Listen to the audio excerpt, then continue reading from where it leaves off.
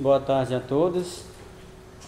Boa tarde também àqueles que estarão nos acompanhando à distância. Hoje nós vamos dar sequência às nossas reuniões, falando sobre inovações tecnológicas e metodológicas relacionadas que contribuem para a promoção do estilo de vida saudável. Nas reuniões dos encontros anteriores ficou bem na parte de tecnologias, aquelas que contribuem para a promoção do estilo de vida saudável. Hoje nós abordaremos mais uma questão metodológica de treinamento, como opção de treinamento para a promoção do estilo de vida saudável.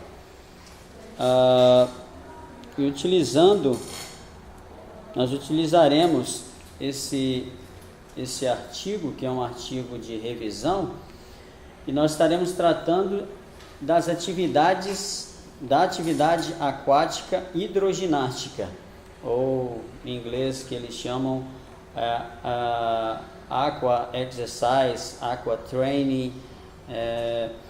Só que hoje nós vamos abordar uma metodologia que é utilizada em solo, que agora eles usam também bastante na água, que é o treinamento de intervalado de alta intensidade. Então esse título é o treinamento intervalado de alta intensidade aquático para a saúde cardiometabólica. Então ele fala dos benefícios e também aborda alguns modelos, alguns protocolos para utilizar esse método no ambiente aquático.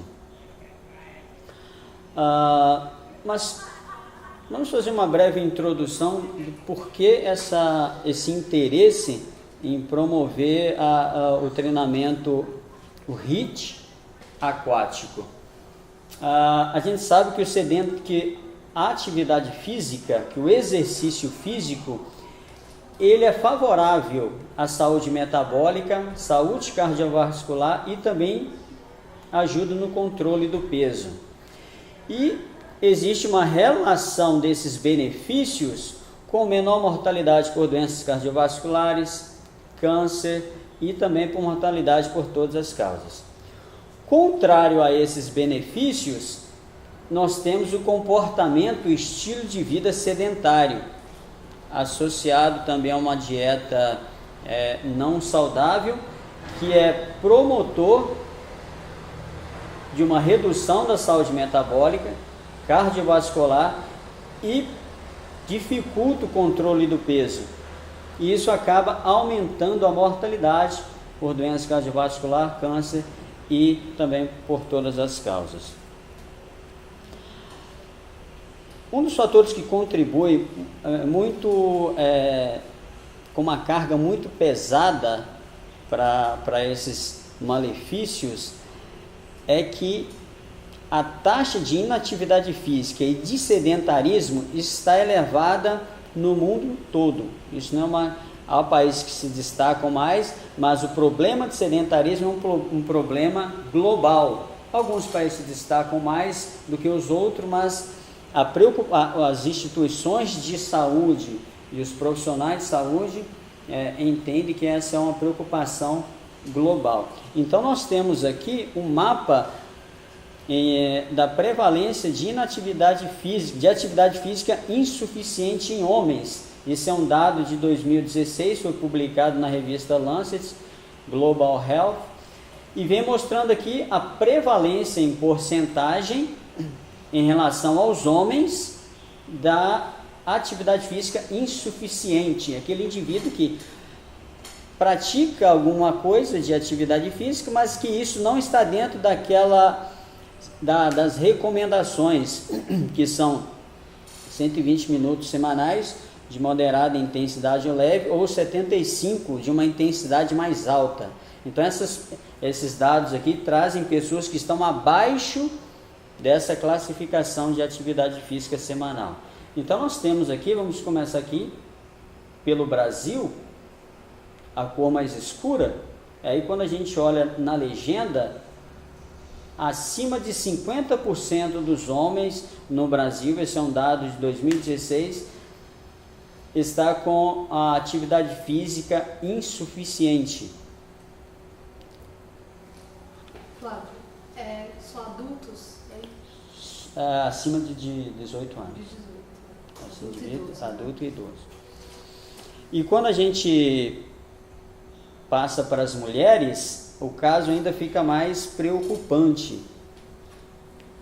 A gente percebe que o Brasil ainda continua acima de 50% em relação a todos os países aqui da América do Sul e também Estados Unidos e Europa, Ásia. O Brasil está se destacando em nível de atividade física insuficiente nas mulheres. E a gente sabe que o sedentarismo, o nível de atividade física insuficiente, não está associado a benefícios à saúde. Mas qual a dificuldade, quais são as barreiras encontradas pelas pessoas para aderência, para participação, para uma mudança de estilo de vida em relação ao exercício físico? Qual é a maior dificuldade? O que essas pessoas dizem quando são questionadas? Por que você não começa a fazer uma atividade física, um exercício físico? Quais são as respostas? Quais são as barreiras que essas pessoas colocam para não aderência a um estilo de vida fisicamente ativo?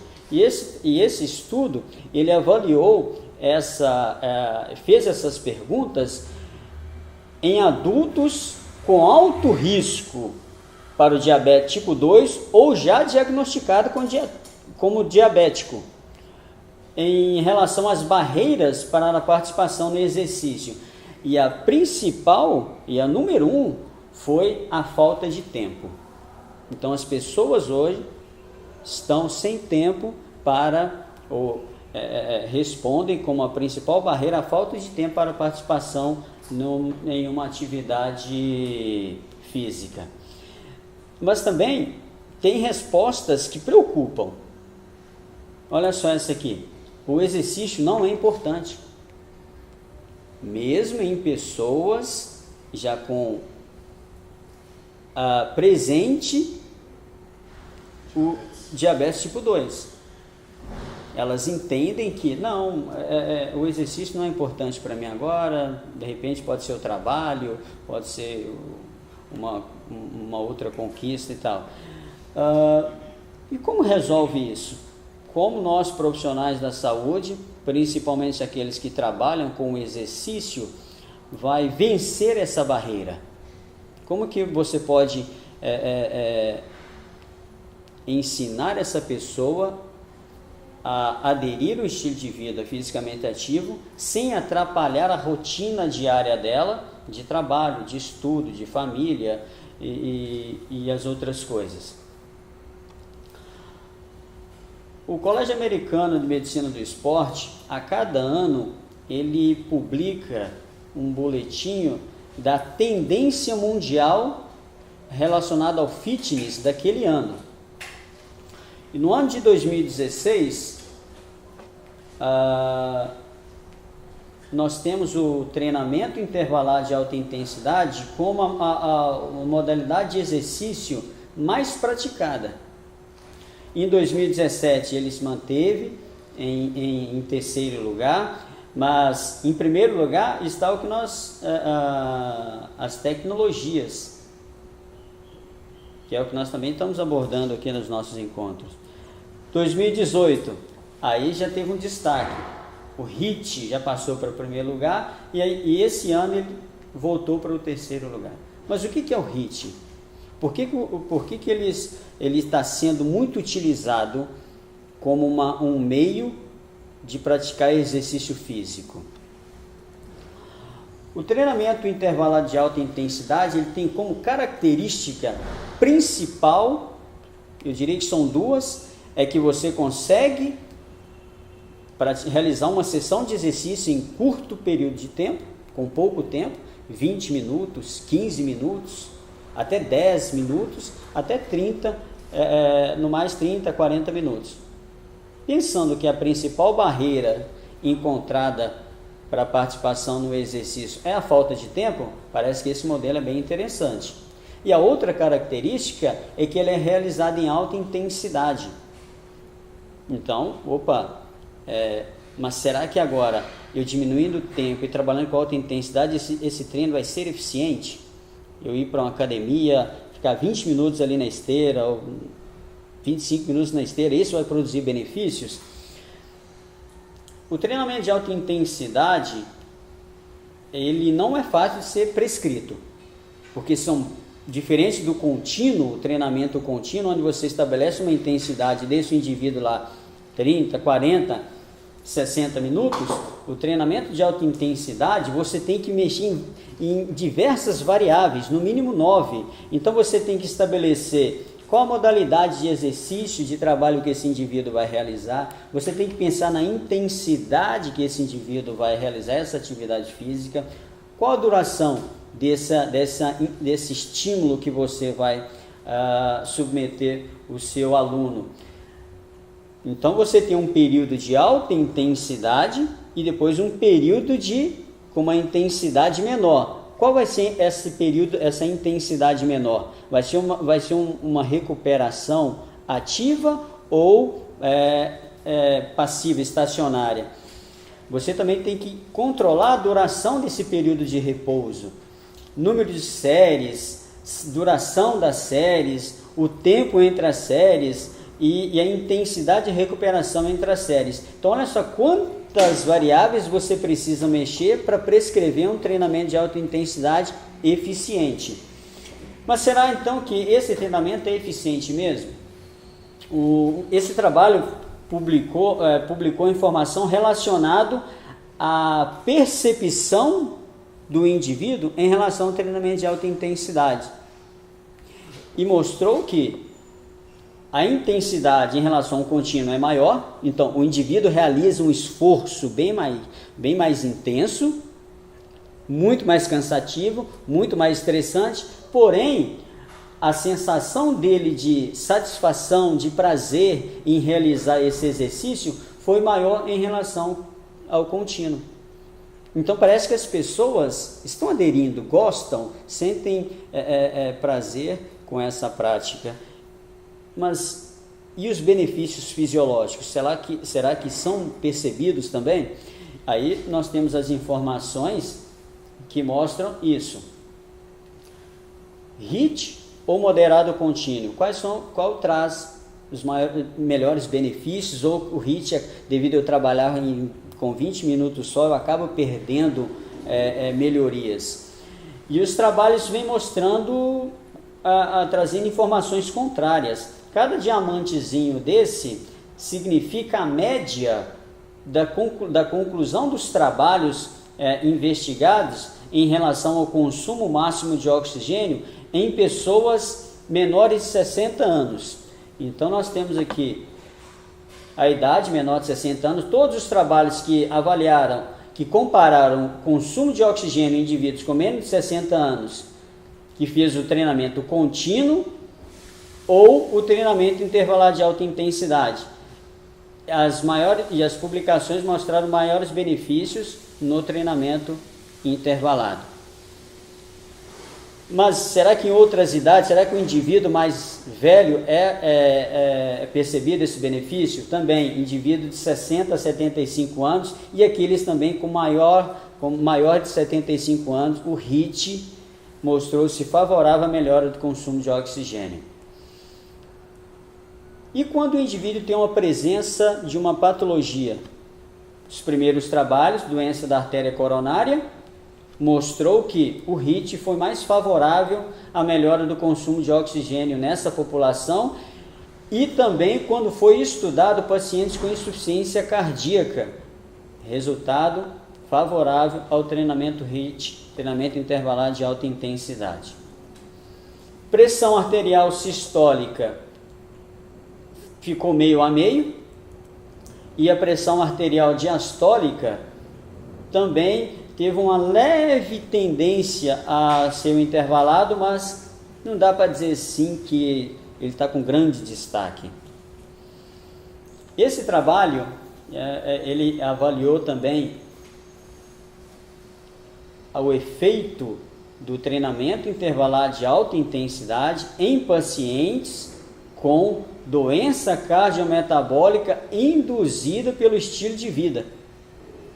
Então ele reuniu esses trabalhos, estabeleceu critérios de inclusão, e esses foram os trabalhos que passou no critério de inclusão da avaliação.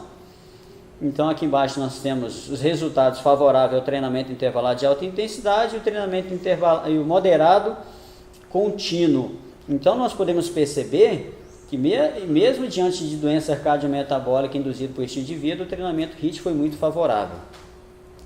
Os autores, eles apresentaram as adaptações que se destacaram no HIIT em relação ao moderado contínuo: consumo de oxigênio, redução da pressão sistólica e diastólica, aumento da densidade de lipoproteínas, triglicéridos, estresse oxidativo, reduziu.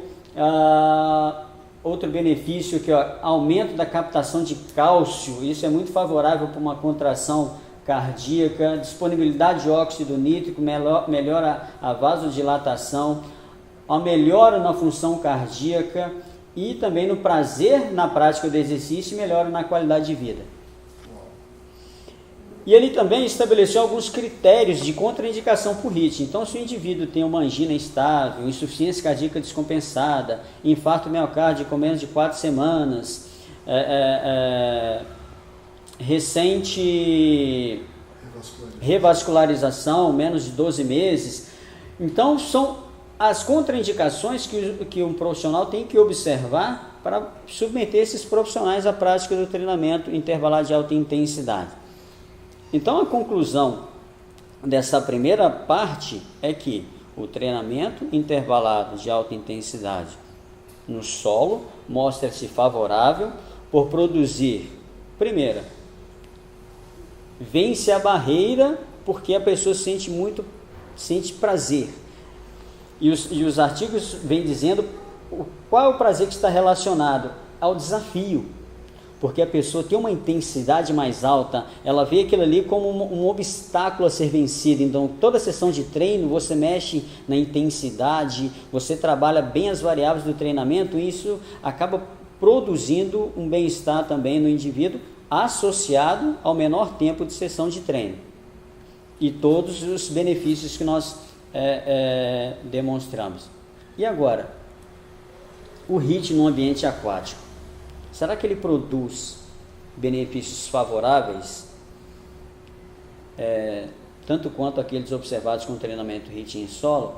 Porém, ao se tratar de um ambiente aquático, nós sabemos que é totalmente diferente do ambiente terrestre. Será que as mesmas observações que eu tenho em solo, a minha resposta fisiológica, cardíaca, ela responde da mesma forma no solo e na água? Então, antes de apresentarmos alguma informação relacionada ao HIIT no ambiente aquático, temos que entender o que acontece quando o corpo é submerso. Então, você tem influência da flutuabilidade, isso favorece em 60% o corpo a flutuar. Você tem a viscosidade, isso aumenta a resistência do movimento na água, e você também pode aumentar essa resistência usando materiais para o aluno durante a água, halteres, espaguetes. Você tem a influência da pressão hidrostática, que isso afeta, causa uma redução na frequência cardíaca, aumento no trabalho de respiração. A pressão, quando você entra na água, a pressão que a água produz nos membros inferiores, abdômen, tórax, isso favorece o retorno do sangue para o coração. O termo é retorno venoso. Isso aumenta o retorno venoso para a região torácica, região pulmonar e região cardíaca para o coração. Essa melhora no retorno venoso acaba aumentando o volume cardíaco e também o volume sistólico, e acaba afetando a frequência cardíaca, reduzindo a frequência cardíaca. Então, é observado essas alterações simplesmente por entrar na água, que acaba sendo potencializado também quando você começa a realizar movimentos. E também o trabalho da respiração. A respiração, os músculos ins e expiratórios acabam tendo que trabalhar mais, porque ele está recebendo uma força externa, ele acaba tendo que vencer essa pressão para poder realizar o trabalho de respiração. E também a termodinâmica. A água é um excelente condutor de calor. Isso, no meio aquático, tem que até tomar cuidado, porque às vezes o indivíduo não percebe que está transpirando tanto em relação ao solo, ele não percebe que a temperatura aumentou tanto, porque a água também é aquecida. Então essas observações tem que ficar bem atento. A frequência cardíaca, na temperatura de 30 a 35 graus Celsius, a frequência cardíaca fica similar ao solo, realizando um exercício de moderada intensidade. Em 18 graus, a temperatura da água, você produz de 10 a 15 batimentos a menos em relação ao solo. Então você tem um ambiente. Ao preparar um ambiente para a prática de atividade física aquática, você tem que pensar no efeito do ambiente, mas também na temperatura da água em relação às respostas fisiológicas que serão produzidas. Nós demonstramos isso com um trabalho de conclusão de curso do Lucas e do Silvio. A linha azul é a frequência cardíaca na água e a linha vermelha é a frequência cardíaca no solo. Todos esses valores aqui, eu acabei esquecendo de colocar os asteriscos, ou se perdeu na apresentação, foram diferentes daquele do primeiro momento, que foi o repouso. Então, ficar parado na água durante 60 minutos reduz bastante a frequência cardíaca em relação ao solo, mostrando esse efeito da imersão. Qual outra observação que tem que ser levada em consideração para a prática do treinamento na água? A música, ela é muito importante. E para o HIIT, para o treinamento intervalado na água, a intensidade dos batimentos por minuto da música deve girar em torno de 125 a 150. Para o Shallow Water, nós vamos explicar isso mais à frente, e o Deep Water, que são exercícios realizados em piscina rasa e em piscina funda. Em relação ao solo, nós percebemos que o HIIT também produz aquele bem-estar, aquela alegria. E na água? Na água também foi observado o mesmo benefício. Opa, deixa eu voltar aqui. O grupo que realizou um treinamento aeróbio aquático de alta intensidade foi melhor que aquele que só fez uma caminhada aquática. Foi muito mais prazeroso, ele sentiu bem-estar, alegria, prazer em realizar aquela prática. As duas modalidades de exercício aquático mais realizadas é o Deep Water, é uma atividade bem bacana, em que o indivíduo não toca o fundo da piscina, ele usa um colete e ele realiza todos os movimentos sem tocar o chão da piscina. Então você melhora aí a eficiência do treinamento, impacto não tem, você tem uma liberdade de movimento tremenda, porém o esforço é tremendo. Você tem que ter um equilíbrio muito bacana, abdominal, lombar, para você manter bem o tórax bem alinhado. É uma atividade com baixo impacto. A outra atividade é o Shallow Water, é onde você realiza as atividades aí com os pés tocando o fundo da piscina. Essa atividade mostra maior alterações cardiometabólicas, porque você consegue ter uma liberdade de movimento bem maior em relação ao Deep Water, porque você tem o seu corpo todo quase submerso, então todas aquelas características e efeitos da água no seu corpo são maiores em relação a estar só da cintura. Então a resistência é maior, em relação ao deep, em relação ao shallow. Uma informação que eles mostram em relação à compressão na coluna é que o deep water, que é a coluna branca, essa compressão é menor, porque o indivíduo não toca o solo, ele está o tempo todo submerso, então ele tem movimento de esticar, de alongamento, então isso não causa nenhuma compressão na coluna. E isso foi melhor em relação também ao shallow water, que é aqui a barrinha preta. Em relação à compressão de coluna, as condições durante a corrida foi melhor na deep water. E em relação ao programa de atividade aquática, como que eu posso trabalhar as variáveis do treinamento? Eu posso variar os exercícios para membros superiores e membros inferiores. Eu posso mudar a posição corporal. Então são meios de você mexer na variável intensidade também. Se eu uso um movimento só para membro superior, eu vou ter um esforço só para membro inferior, outro esforço. Se eu combino os dois, o esforço é maior, eu aumento a intensidade, eu aumento o trabalho.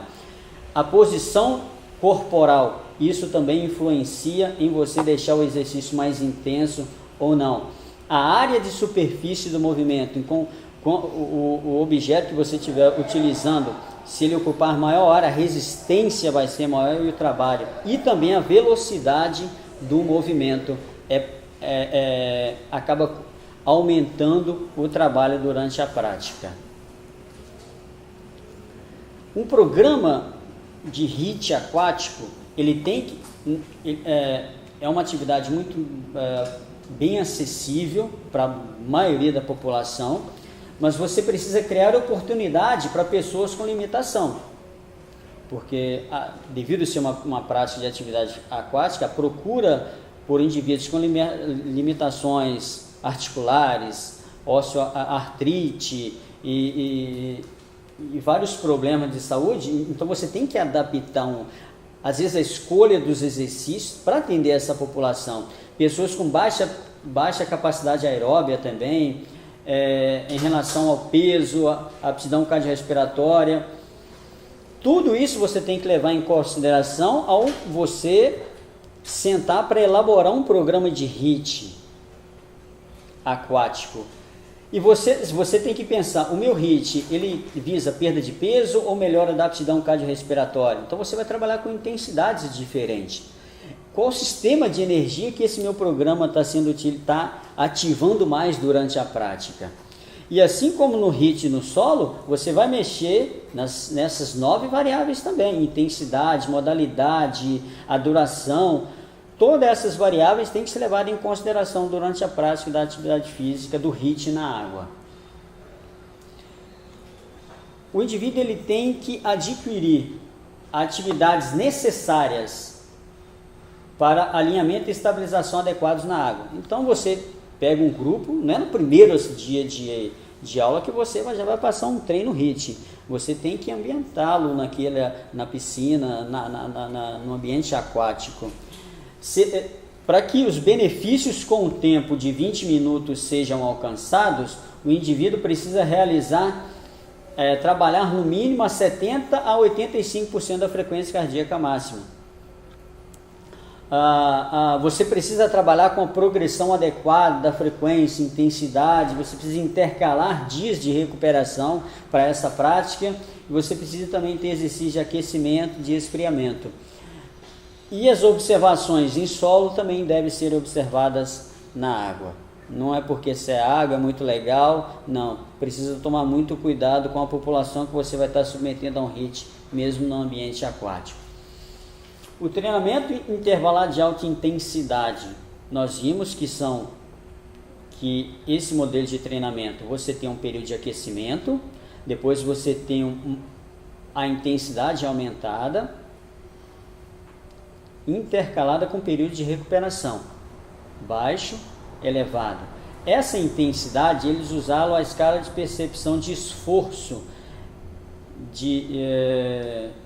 de Borg para avaliar a intensidade. Então, intensidade baixa é quando o indivíduo dava uma nota 11, intensidade alta quando dava uma nota 17. Isso corresponde a mais ou menos 19% da capacidade aeróbica. 90% da capacidade aeróbica. E nesse trabalho, eles avaliaram o efeito do treinamento intervalado de alta intensidade em esteira aquática em adultos com osteoartrite, efeito na dor, no equilíbrio, função e mobilidade. Então, como funcionou o programa HIIT? O total foi de 5 a 15 minutos, intervalo de duração alta intensidade, 30 segundos de alta intensidade, com um período de 3 minutos numa intensidade menor. Esse foi o programa que ele intercalava. Então, o indivíduo, nota 17, 30 segundos, voltava 3 minutos a 11. 17, 30 segundos, e assim sucessivamente. Quais foram os resultados que eles encontraram? Eles encontraram que o limite do teste de estabilidade aumentou. Eles avaliaram 2 vezes, pré-teste 1, pré-teste 2 e o pós-teste. Então eles já perceberam que esse equilíbrio aqui de limite de estabilidade aumentou. Todo onde vocês estão vendo essas cruzinhas é onde teve benefícios favoráveis em relação ao índice de impacto nos membros inferiores. Ele vem dividindo em direito e esquerdo. Então foi muito favorável, mesmo em o HIIT aquático foi muito favorável em indivíduos com osteoartrite em relação a equilíbrio, função e mobilidade. Mas aí, HIIT foi favorável, é prazeroso, baixo impacto, melhor equilíbrio, estabilidade, mas e os benefícios cardiometabólicos? Esse programa, esse artigo foi publicado na Revista Internacional de Pesquisa Aquática e Educação. Esse foi o programa de HIIT que eles submeteram aos indivíduos. Primeira sessão, primeiro ciclo de exercício, 4 minutos, então era 20 minutos de trabalho de alta intensidade com 10 segundos de recuperação. Esse é o famoso Tabata. Eles adaptaram o Tabata para o meio aquático. Quem não conhece, é um programa de alta intensidade em solo, eles adaptaram para a água. Então, qual foi o movimento? Esse Tuck Jumps, usando as mãos abertas. Aí depois, segundo programa, 4 minutos, então era 20 minutos de trabalho de alta intensidade, 20 segundos de alta intensidade, 10 segundos de recuperação. Quais foram os benefícios observados? Vamos começar aqui embaixo, o consumo de oxigênio aumentou ao longo das sessões, à medida que ia passando a primeira sessão, segunda, terceira e quarta, o consumo de oxigênio aumentou bastante. A percepção de esforço também aumentou ao longo do treino. O lactato sanguíneo aumentou ao longo das sessões de treino. A caloria, gasto calórico, aumentou ao longo das sessões de treino. Os indivíduos treinaram a uma intensidade máxima e até próxima do máximo. Então esse trabalho vem mostrando que o modelo de treinamento de alta intensidade aquática utilizando o Tabata induz importantes alterações metabólicas, uma sessão. O indivíduo consegue trabalhar com bastante intensidade e isso acaba elevando o consumo de oxigênio, produzindo lactato, aumenta o esforço do indivíduo. Então é um modelo que induz alterações importantes metabólicas. Mas e aí, benefícios? Isso foi de uma sessão. Outro trabalho que usou, comparando o exercício contínuo com o intervalado, isso aqui são os exercícios para membros inferiores, os exercícios para membros inferiores, a duração do contínuo e a intensidade do Borg, e a duração do intervalado e a intensidade do Borg. O intervalado treinava com uma intensidade de 19, 9, 17, 9, 17, enquanto o contínuo ficou ali em 13 o tempo todo. Quais foram os benefícios observados? Consumo de oxigênio maior no treinamento intervalado.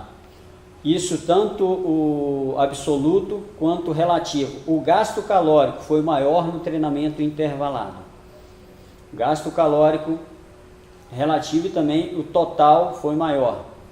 E também a frequência cardíaca foi maior no treinamento intervalado.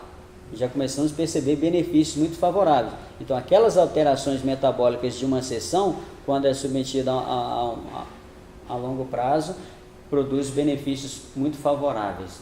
Outro protocolo de treinamento, utilizando o HIIT, esse foi a intensidade, 3 minutos 75% da frequência cardíaca, 2 minutos a 80% da frequência cardíaca, aí depois eles colocavam os indivíduos a 40 segundos de um trabalho pesado, 20 segundos de repouso, e ia repetir tudo de novo.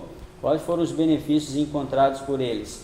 Que o treinamento, o grupo que fez o treinamento, HIIT, a frequência de trabalho em watts no teste, quando foram submetidos ao teste em solo, foi maior no treinamento HIIT. O consumo de oxigênio também foi maior no HIIT, isso o absoluto quanto o relativo. A ventilação foi maior também no HIIT, e também a frequência cardíaca. Não, a frequência cardíaca não teve diferença em relação aos dois grupos, mas o trabalho e o consumo de oxigênio e a ventilação foi maior no grupo que realizou o HIIT. E muito interessante que os benefícios encontrados no meio aquático são transferidos para o solo. Quando submetem esses indivíduos a um teste, mesmo que não específico ao meio, tipo treinou na piscina, um HIIT, e fez um teste na bicicleta, a potência dele acaba melhorando, transferindo então benefícios para um outro meio. Esse foi um outro trabalho avaliando o efeito do HIIT em pacientes com DPOC, doença pulmonar obstrutiva crônica. Então o treinamento foi dividido em 6 passos, 6 etapas, com uma pausa de 1 minuto entre elas. Então a primeira etapa foi moderada intensidade, com o objetivo de alcançar 4 na escala de Borg. Essa escala de Borg foi a de 0 a 10, não a que chega até 20. Então é por isso que ele chama de moderada intensidade. A segunda parte do treinamento, que é de 2 a 4, foi de moderada intensidade, com o objetivo de alcançar 5 na escala Borg. Aí tinha 1 minuto de recuperação entre elas. Depois 3 e 5, isso são as etapas, moderada intensidade, com o objetivo de alcançar nota 6 na escala de Borg. E depois uma volta calma, nota 4 na escala de Borg. Quais foram os benefícios encontrados? Sintomas. Então aqui é o grupo treinamento e aqui o grupo cuidado usual. Então um grupo que foi submetido ao treinamento de alta intensidade e um grupo que submeteu ao cuidado usual, de repente ele num posto de saúde, no hospital, pacientes com DPOC. Os sintomas foram reduzidos no grupo treinamento HIIT em relação ao pré-teste e em relação ao cuidado usual. As atividades realizadas também melhorou em relação ao grupo treinado, o impacto melhorou no grupo treinado, essa avaliação total, a média total foi melhor também no grupo treinado. E também na aptidão física, porque o teste de caminhada de 6 minutos, em metros, foi maior no grupo que fez o HIIT. Então você vê um benefício para uma população que tem uma patologia, realizou na água, ele acabou colhendo esses benefícios num ambiente, não aquele que foi treinado, no solo. Um método que tem sido utilizado, que o artigo traz, é esse SWIAT, que é esse acrônimo, que o S é a mudança na área de superfície, e as características que você tem que observar com o treinamento aquático. O S, mudança na área de superfície e velocidade, mudança no impacto usando posições de trabalho, jump, que é o saltar, o tórax submerso, os pés tocando ligeiramente o solo, você boiando. Então você trabalha essas variáveis para alcançar uma intensidade favorável. O E é você aumentar a amplitude do movimento, para você trabalhar maior amplitude de movimento. O A, você trabalhar ao redor do corpo ou de uma articulação num plano sagital, transverso ou multiplanar. E o T é você como que viajar, aproveitar o maior espaço da água em direção para frente, para trás, movimentos de deslocamento. Então esse trabalho vem com essas características. E os movimentos são esses. O que consiste esse protocolo? Você tem esse push e pull, puxar e empurrar, você tem esse saltar, abaixar, você tem rotação, locomoção, você tem movimentos com o corpo todo, e esses 6 exercícios são intercalados com saltos, corridas estacionárias. Então você monta um HIIT intercalando. Primeiro eu vou fazer uma sessão de push and pull com uma corrida estacionária. E depois eu vou pegar o push and pull com um salto. Então você intercala, combina essas sessões para produzir intensidade durante o seu treinamento. E eles avaliaram o impacto desse método de treinamento sobre atividades da vida diária em mulheres idosas. Então nós temos aqui os valores antes, depois e a mudança, o grupo exercício e o grupo controle. Deixa eu só ver se eu coloquei. Não coloquei a setinha. Vou mostrando para vocês aqui com o mouse. Sentar e alcançar, teste de flexibilidade. O indivíduo senta, ele tem que tentar alcançar ao máximo a ponta dos pés com um banco, que é o flexi test. Grupo exercício, antes 25, após 27. Melhorou. Sentar e levantar é um teste que você marca o número de movimentos que o indivíduo realiza para sentar e levantar da cadeira. Isso avalia a força dos membros inferiores. Grupo treinado também foi melhor. Velocidade de caminhada. Grupo treinado também foi melhor. Velocidade, os passos na caminhada, ele acabou dando mais passos na caminhada. Agilidade é um teste que você faz uma medida de 1 metro e esse é o teste de agilidade em segundos, né? Deve ser o ir e vir. Deve ser o TUG. Então você avalia a agilidade. O espaço é quanto mesmo? 4 metros. 4 metros. Então o indivíduo está sentado, você traça uma linha à frente dele que ocupa um espaço de 4 metros, ele tem que ir e voltar, e você marca quanto tempo ele consegue isso para avaliar a agilidade. O menor tempo é mais favorável, indica melhora da agilidade. 20%. O teste de subir escada, melhor também no grupo treinado. Esse teste aqui eu não... Aqui é dobrar. Esse aqui é a flexão de cotovelo. Como você tivesse se eu não me engano, o peso utilizado para as mulheres são 3 quilos. O indivíduo pega 3 quilos e de braço direito com um halter de 3 quilos, você em 30 segundos conta quantos movimentos ele vai realizar para avaliar a força do membro superior, e também foi maior no grupo treinado. E o equilíbrio estático, membro direito e esquerdo, ambos melhores no grupo treinado. Equilíbrio dinâmico também foi melhor no grupo treinado. Conclusão das informações dos dados apresentados até aqui. HIIT no ambiente aquático se torna uma estratégia muito favorável para atender a barreira, que é a falta mais indicada para a população, que é a falta de tempo, que você consegue trabalhar com 20, 25, 30 minutos. Produz muito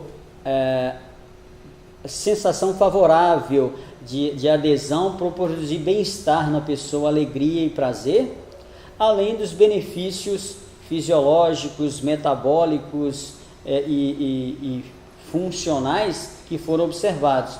Porque muitas pessoas não conseguem ou não podem, dentre aquelas que são contraindicadas realizarem em solo, às vezes esse indivíduo não é contraindicado para realizar no ambiente aquático, pensando em termos de algum problema articular, tendo em vista que o ambiente aquático diminui o impacto e a sobrecarga articular como um todo. Então ela se torna uma prática muito favorável para os nossos dias, falta de tempo, e por ser uma modalidade, a modalidade das atividades aquáticas, está sendo muito procurada, e principalmente para o indivíduo, os indivíduos adultos e idosos, e que acaba apresentando algum problema articular, muscular, que impede de ele realizar em solo, e ele pode ser desenvolvido na água.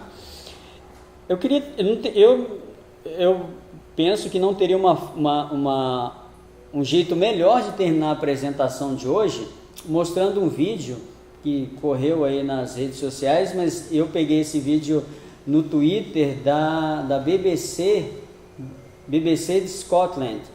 Então, eles postaram, eu falei, meu Deus, tudo a ver com aquilo que eu vou apresentar na segunda-feira. Isso foi ontem à noite. Então, vamos assistir aqui esse vídeo. Essa senhora, ela se chama Margarete, e pasmem, ela tem 90 anos de idade, e ela é professora de hidroginástica, de exercícios aquáticos há mais de 50 anos. Eu assisti esse vídeo hoje de manhã, eu levei meu computador para as aulas de hidroginástica e mostrei todas as turmas, as minhas alunas, e isso foi assim, mexeu com todo mundo, a intensidade da aula aumentou sem eu precisar fazer muito esforço, entendeu? Então vamos assistir aqui para vocês verem que coisa mais linda. Está em inglês, se a professora Natália puder nos ajudar aqui com pincelando as partes mais importantes, eu vou soltar aqui para vocês. O volume está ok?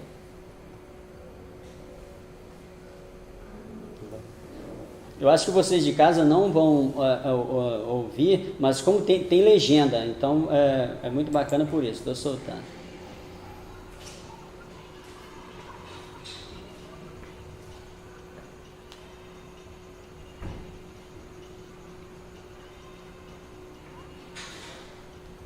...90 anos, celebrando, dando aulas de hidroginástica há mais de... 50 aulas por semana. Não é pouco, né? Não é pouco. E 2 vezes na semana ela tem as atividades. Não se sente como